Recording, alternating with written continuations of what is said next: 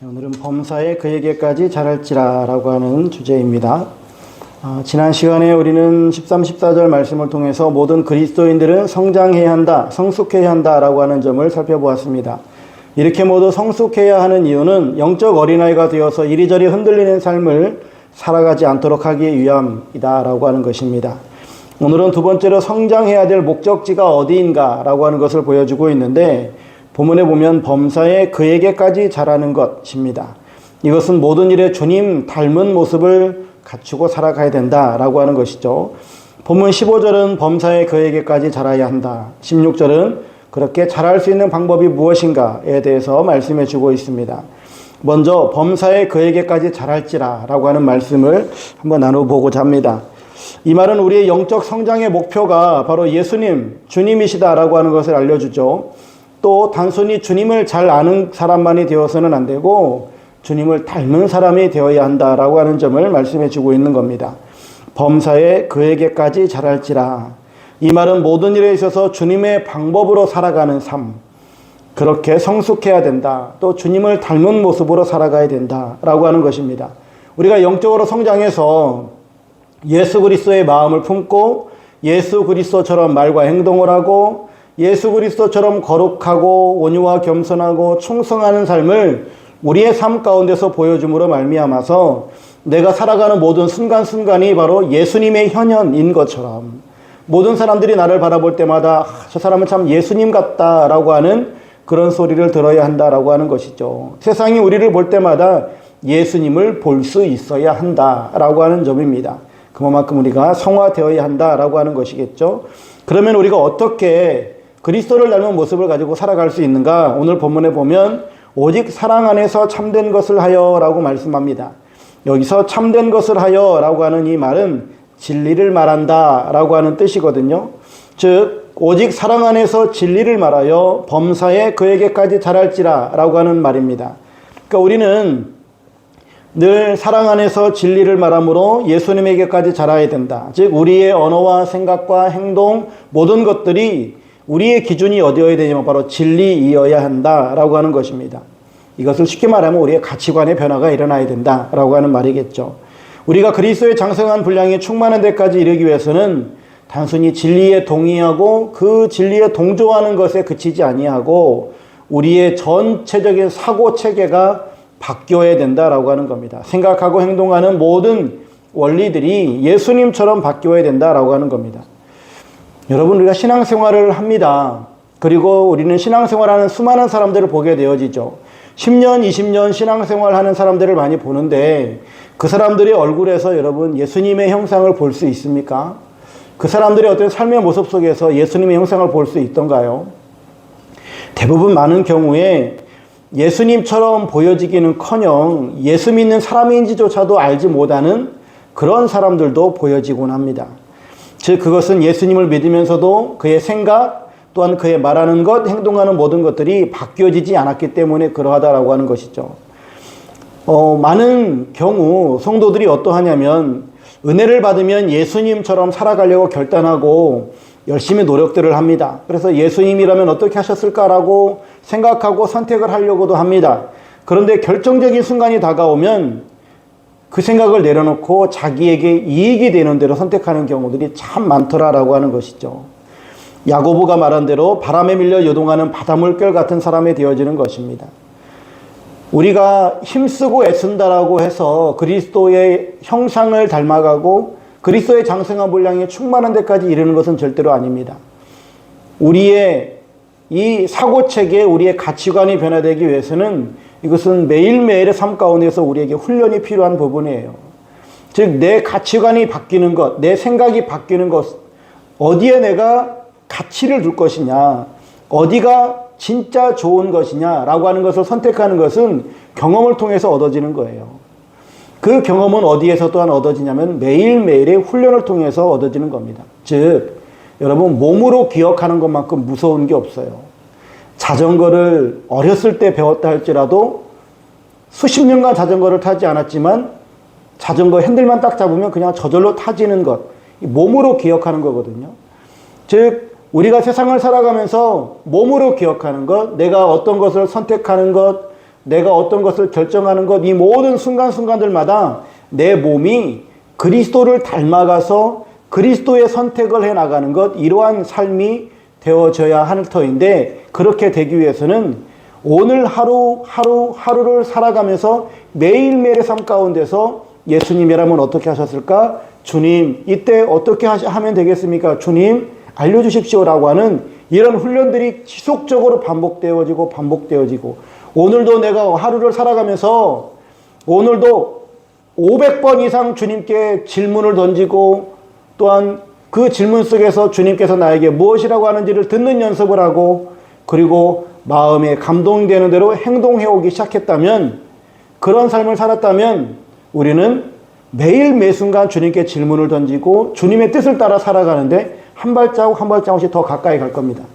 그런데 일상을 살아가면서 주님께 질문하는 법도 없고, 어떻게 하면 주님의 뜻을 따라갈까? 어떻게 하면 주님 뜻대로 살아갈까? 그리스도의 장성한 분량에 충만한 데까지 이를까에 대한 고민 없이 오늘 하루를 살아오고 내일도 살아가게 되어진다면 10년, 20년, 30년을 신앙생활해도 매일 매순간 그냥 내 육신의 판단밖에 남지 않겠다라고 하는 겁니다. 여러분, 우리는 매일매일 매순간 주님께 질문하셔야 돼요. 매일 매순간 주님을 묵상하셔야 돼요. 그리고 주님과 교통하고 교감을 가지셔야 됩니다. 또한 이렇게 한다고 해서 이게 전부 다일까요? 아니요. 주님께 매일매일 우리가 질문을 던지고 또한 주님 뜻대로 살아가겠습니다라고 결단한다고 해서 우리의 삶이 다 이루어지는 것은 또 아니더라고요. 오늘 본문 속에서도 보면 오직 사랑 안에서라고 말씀해주고 있습니다. 우리가 진리를 추구하되 그것은 항상 사랑 안에서 행해야 된다라고 하는 겁니다. 아무리 가치관이 바뀌고 생각이 바뀌고 복음에 입각한 삶, 진리를 따르는 삶, 예수님 관점으로 삶을 살아간다 할지라도 완벽한 사람은 없어요. 매일매일 우리는 또한 넘어질 수밖에 없고 주저앉을 수밖에 없는 것이 우리의 연약한 인생이더라라고 하는 겁니다. 우리는 수시로 넘어지고 자빠집니다. 힘이 빠집니다. 실망하고 실패합니다.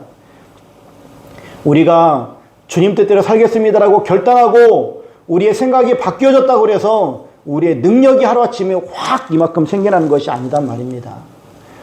우리는 결단하는 그 순간부터 조금씩 나에게 힘을 채워가는 연습들을 해내야 돼요.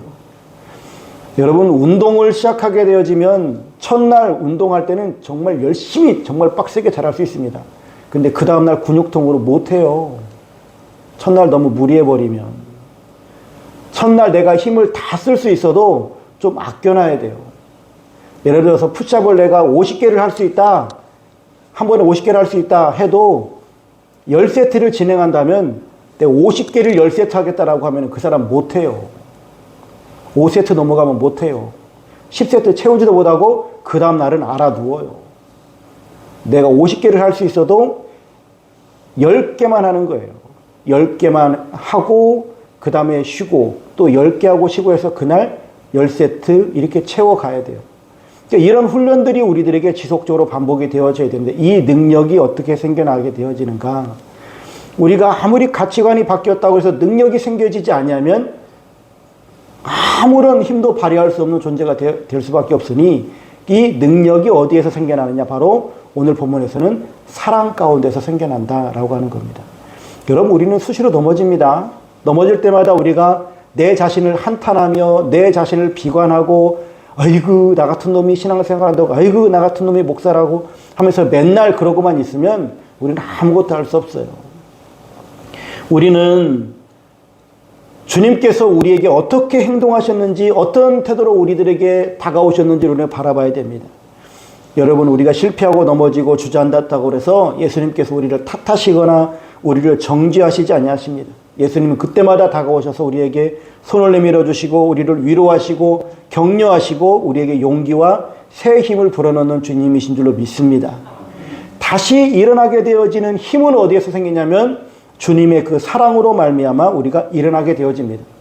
우리가 또한 주님의 이 큰 사랑을 받았다라고 한다면 이 사랑을 기반으로 나를 들여다봐야 되고 또한 내 형제를 들여다봐야 돼요. 그래서 우리가 진리를 따르는 법, 진리 가운데 어떻게 살아가야 되는지를 우리가 알게 되어졌다라면 그 진리를 안 그것을 가지고 내가 살아봤지만 잘 안 되더라. 하지만 주님의 그 사랑이 나를 더 힘을 북돋아주고 용기를 북돋아주고 나에게 주님의 그 능력이 공급이 되어질 때에 우리는 조금씩 일보 전진하게 되어질 줄로 믿습니다. 사랑이 빠져버리면 기독교는 율법적인 종교가 되어버리고 말아요. 진리를 다 아는 그리스도인들, 여러분 진리를 모르시는 분 계십니까? 진리를 모르는 사람은 없어요. 우리 가운데 모든 사람들이 다 진리를 알아요. 그런데 이 진리만 남고 사랑이 빠져버리면 우리 모든 사람들은 다 율법적인 종교가 되어지고 서로 비판하기 바빠요. 서로 정죄하기 바쁠 거예요. 나 자신을 또한 정죄하기도 바쁠 겁니다. 그런데 우리 주님께서 우리들에게 사랑으로 다가오셨듯이 우리가 바로 주님의 그 사랑을 입고 우리가 그 주님의 사랑 속에서 힘을 얻었던 것처럼 기독교는 그래서 은혜의 종교요 또한 사랑의 종교인 줄로 믿습니다. 사랑이 없는 진리는 우리에게 목을 졸라매게 하는 그런 율법밖에 남지 않습니다. 어떤 분들은 너무 진리만을 앞세워가지고 다른 지체들을 정죄하고 비판하기도 합니다. 때로는 또 어떤 분들은 너무 사랑만을 앞세우다 보니까 공의도 진리도 없는 그냥 무조건 덮어주고 이해하려고만 하는 이러한 상황도 발생이 되어집니다. 진리만 강조하면 교회는 메마르게 되어지고요. 은혜만 강조하게 되어지면 교회는 난장판이 되고 말 것입니다. 진리가 은혜와 함께 역사할 때, 즉 진리가 사랑과 함께 역사할 때만이 은혜로운 교회가 되어집니다. 진리가 사랑 가운데 함께 역사할 때만이 그 교회는 강한 교회가 되어집니다. 진리가 사랑 가운데 역사하는 그 개인은 일어날 수 있고 또한 점점 주님을 닮아가는 그리스도의 장성한 분량이 충만한 데까지 이르는 그러한 그리스도인들로 성장해 가는 줄로 믿으시기를 바랍니다. 왜 그러하느냐? 사랑이 무엇인가를 봐야 돼요. 고린도전서 13장에 보면 사랑은 불의를 기뻐하지 아니하며 진리와 함께 기뻐하고 라고 말씀합니다. 사랑은요 절대 무조건 덮어주고 이해하는 것이 아니에요. 진리와 함께 기뻐하는 것이 사랑입니다. 그래서 사랑은 진리에 의해서 강해져야 됩니다. 또한 진리는 사랑에 의해서 부드러워져야만 합니다. 그래야 우리의 신앙생활이 정말로 균형 있게 성장해 갈 수 있을 줄로 믿습니다. 우리 주님은 또한 어떤 분이신가? 요한복음 1장 14절에 우리 주님은 은혜와 진리가 충만하신 분이셨습니다.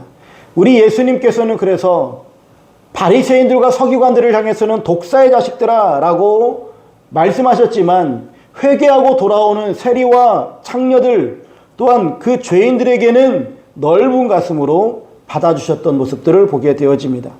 우리 만나교회가 정말로 사랑 안에서 참된 것을 하여 범사에 예수님에게까지 자라가는 귀한 성도님들 다 될 수 있기를 주의 이름으로 축원합니다. 주님께서 함께 하시는 교회, 주님께서 함께 하시는 성도들이 되어질 때에 우리는 예수님에게까지 자라갈 수 있다라고 하는 사실입니다.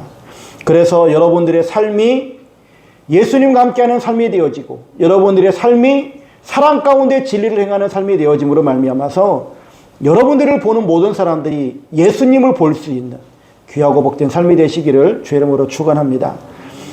그렇다면 이제 범사에 성장할 수 있는 방법, 우리가 예수 그리스도에게까지 성장할 수 있는 방법은 무엇일까? 15절 하반절에 보면 그는 머리니 곧 그리스도라 라고 말씀하시죠. 이렇게 말씀하시는 이유가 16절인데 그에게서 온몸이 각 마디를 통하여 도움을 받음으로 연결되고 결합되어 각 지체의 분량대로 역사하여 그 몸을 자라게 하며 사랑 안에서 스스로 세우느니라 라고 말씀합니다. 그리스도께서 머리가 되신다 라고 하는 것은 이 머리의 기능 때문에 그럽니다. 머리가 상하면 몸이 정상적으로 자라갈 수가 없어요. 머리가 온전할 때에만이 그 머리를 통해서 연결되어 있는 모든 기관들이 건강하게 잘 자라갈 수 있다라고 하는 것이죠. 골로새서 2장 19절 말씀에도 온 몸이 머리로 말미암아 마디와 힘줄로 공급함을 받고 연합하여 하나님이 자라게 하심으로 자라느니라. 머리에만 잘 붙어 있으면 우리는 마디와 힘줄로 공급을 받아서 하나님이 자라게 하심으로 자라난다라고 하는 것입니다. 이와 비슷한 말씀이 바로 포도나무 비유죠. 주님은 포도나무이시고 우리는 가지가 되어져서 우리가 주님께만 붙어 있으면 우리는 열매를 맺게 되어져 있다라고 하는 것입니다. 우리는 그래서 반드시 기억해야 될 것이 교회는 예수님과 반드시 연합되어져야 된다. 또 하나는 성도들은 반드시 연합되어져야 된다라고 하는 겁니다. 우리 모든 성도들은 예수님과 연합이 되어져야 되고 성도들은 또한 성도들끼리 연합이 되어져야만 합니다. 이것은 유기적으로, 유기체적으로 이렇게 되어야만 해요. 살아있는 생명체들은 누구를 막론하고 서로 연결되어져야만이 그래야 그들이 건강하게 성장할 수 있다라고 하는 겁니다. 여러분, 아기가 자랄 때에, 애들이 자랄 때에 아기가 머리가 자라고 그 다음에 몸이 자라고 그 다음에 팔이 자라고 그 다음에 다리가 자라던가요. 그렇게 자라면 어떻게 되겠어요? 큰일 나요. 그렇게 자라면. 모든 기관들이 다 조금씩 함께 자라가야만 합니다. 여러분 다 애들 키우실 때 그렇게 키우셨죠. 교회도 마찬가지예요. 교회도 모든 성도들이 함께 자라가야 돼요. 그런데 교회에 보면 어떤 성도들은 잘 자라지 못하는 성도들도 분명히 존재합니다. 왜 그럴까요? 잘 연결이 되어 있지 않기 때문에 그래요. 이제 그런 부분은 좀 이제 뒤에서 나누어야 되겠지만, 성장하지 않는 일이 발생하게 되어질 때 가장 아파하실 분은 주님이세요. 또한 목회자도 그 상황을 바라볼 때마다 가슴이 아플 수밖에 없겠죠. 근데 우리가 그런 상황들을 바라볼 때마다 또한 그들이 하는 얘기가, 신앙은, 믿음 생활은 개인이 하는 거예요. 신앙은 개인이 하는 거예요. 라고 하면서 개인을 강조하기 시작하면 교회는 유기체적으로 성장할 수가 없어요. 교회는 개인도 개인이지만 그러나 교회는 공동체여야만 한다라고 하는 겁니다. 개인의 프라이버시는 절대적으로 지켜져야 됩니다. 하지만 성도들은 홀로 존재하는 것이 아니라 다른 성도들과 유기적으로 연합되어져야만이 그래야 강건하게 자랄 수 있다라고 하는 겁니다. 그래서 오늘 본문에 있는 말씀을 통해서 우리가 이 세 가지를 기억했으면 좋겠습니다. 우리가 성장하기 위해서는 첫 번째, 그리스도와 연합해야만 합니다. 16절에 보면 그에게서, 중간에 보면 연결되고 결합되어 라고 말씀합니다. 바로 여기 그에게서, 바로 예수 그리스도에게서 우리는 연결되고 결합되어야만 한다라고 하는 겁니다. 주님께서는 우리를 끝까지 사랑하신다라고 말씀하셨죠. 그리고 천하인간의 그 어떤 것도 주님의 사랑에서 우리를 끊을 수 없다라고 로마서에도 말씀해주고 있습니다. 주님은 우리를 끝까지 책임지시는 분이세요. 주님은 우리를 끝까지 책임지시는데 그 관계를 끊어버리는 게 누구냐면 우리예요. 우리가 그 관계를 끊어버릴 때가 많아요. 의도적으로 끊어버릴 때가 있는데, 그럴 때 우리의 영혼은 메마르고 시들시들해지고, 아이고 차라리 이럴 거면 죽는 게 낫겠다 싶은 그런 고백도 서슴없이 그냥 나오기도 한단 말입니다. 엘리야도 그랬잖아요. 엘리야 선지자도 로뎀나무 아래서 영적 침체 속에 허덕일 때는 아이고 주님 나를 이제 그만 좀 데려가십시오 라고 하는 그런 말도 하지 않습니까? 이때 우리가 해야 될 일은 무엇이냐면 다시금 주님을 붙잡아야 된다라고 하는 겁니다. 주님은 우리를 끝까지 붙잡고 계시는데 내가 끊어버렸으니까 내가 주님의 손만 붙잡으면 주님께서는 나에게 다시금 은혜를 공급하신다라고 하는 겁니다. 요나가 물고기 뱃속에서 말하는 내용이 있습니다. 내가 말하기를 내가 주의 목전에서 쫓겨났을지라도 다시 주의 성전을 바라보겠나이다. 이러한 고백들이 우리에게서 나타나야 된다라고 하는 것이죠. 누가복음 15장 20절에 나와 있는 탕자가 아버지께로 돌아오는 이러한 역사들이 우리에게서 다시금 일어날 때에, 그러할 때 우리에게는 다시금 주님으로부터 힘이 공급되어지는 줄로 믿습니다. 두 번째, 각 마디를 통해서 도움을 받음으로 우리는 성장해 갈 수 있습니다. 16절에 보면 그에게서 온 몸이 각 마디를 통하여 도움을 받음으로 라고 말씀하고 있습니다. 여기서 온 몸이 각 마디를 통해서 도움을 받는 가운데 잘 협력함으로 말미암아 성장해 갈 수 있다라고 하는 겁니다. 마디는요, 각 마디는 먼저 진액을 받고 그리고 흘려 보내줘야 돼요. 진액을 받고 나만 잘 먹고 잘 살아야지 하고 안 가게 되어지면 이 내 뒤에 있는 것들은 다 말라버려요. 이거 신앙생활에 있어서 대단히 중요한 원리예요. 교회가 왜 교회 공동체로서 신앙생활할 때 모두 함께 성장해야 되느냐? 우리 교회에는 나와 너가 있는데 나와 너는 절대 하나일 수는 없어요. 다 다른 객체들이란 말이에요. 그런데 객체들이 서로 믿음의 분량들이 다 달라요. 믿음의 수준들도 다 달라요. 근데 목회자가 모든 사람들에게 다 동일하게 쭉쭉쭉쭉 그러한 영향을 미칠 수가 없어요. 목회자가 어떤 성도에게 이런 메시지들이 흘러가면 어떤 성도들은 그것을 잘 흡수해 주는 반면 어떤 성도들은 그 말씀을 이 말씀은 참 어렵도다 라고 하면서 잘 받아들이지 못하는 사람들도 있어요. 그러할 때에 먼저 그것을 흡수하고 잘 받아들였던 사람들이 잘 받아들이지 못했던 사람들에게 그것을 흘려보낼 수 있게끔 해주셔야 된다라고 하는 겁니다. 또한 구역이라면 구역, 기관이라고 한다면 기관, 모든 그런 작은 소그룹 속에서 내가 받은 은혜들이 아직 믿음이 연약한 지체들에게 흘러갈 수 있도록 우리는 그들을 잘 돌보아 주어야 한다라고 하는 거예요. 이렇게 흘러갈 때에만이 서로가 각 마디가 마디에게 영향을 주고받을 때에만이 우리는 성장해 갈 수 있다라고 하는 겁니다. 신앙생활은요, 절대 자기 혼자 못합니다. 우리는 절대 자기 혼자 신앙생활하는 게 아니에요. 우리 모두는 다 마디와 마디가 연결되어져 있는 존재들이다 라고 하는 것을 잘 기억해야만 합니다.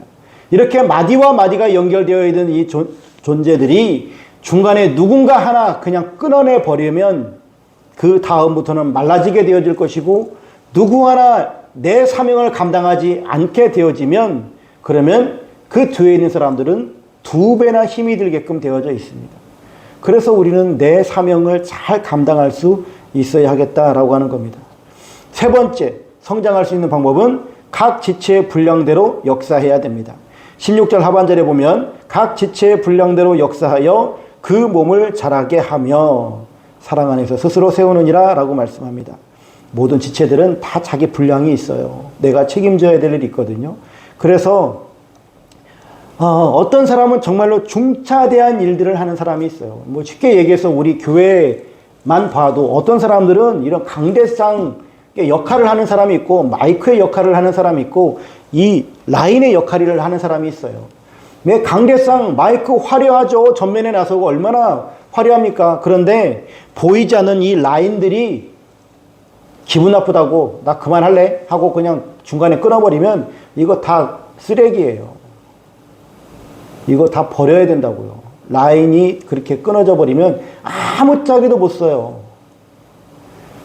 그러니까 중요하고 중요하지 않은 일이 없는 거예요. 모두가 다 중요한 일입니다. 대신에 어떤 사람들은, 많은 사람들이 좀 갈채를 보내는 사람이 있는가 하면, 박수 치는 사람이 있는가 하면, 어떤 사람들에게는 존재감이 별로 없는 그런 사람들도 있을 수 있다라고 하는 거예요. 하지만 존재감이 없다고 그래서 그 사람이 필요 없는 사람이냐? 절대로 아니라는 겁니다.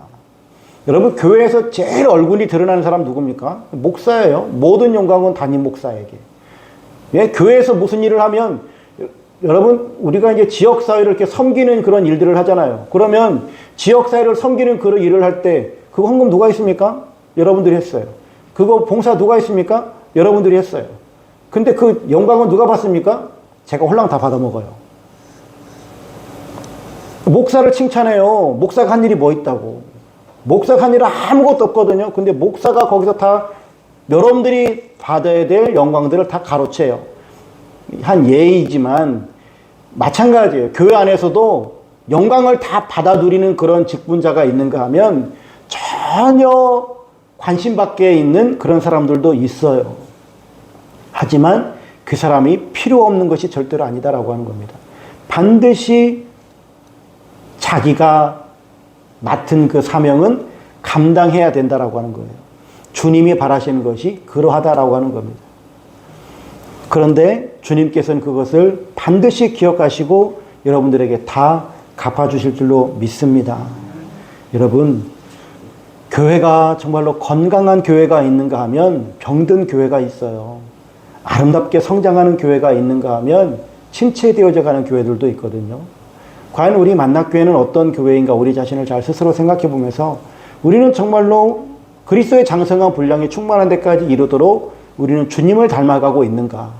또한 주님을 닮아가는 그런 교회가 되기 위해서 우리는 주님께 늘 붙어 있고, 또한 각 마디와 마디가 연결되어져서 서로 이렇게 영양분이 흘러가고 있는 그런 교회이며, 또한 나는 나에게 맡겨주신 그 사명들을 잘 감당해내고 있는가 라고 하는 것들을 늘 점검하면서 정말 바라기는 여러분들이 주님 보시기에 정말 아름다운 그리스도인, 강건한 그리스도인들 다 될 수 있기를 주의 이름으로 축원합니다.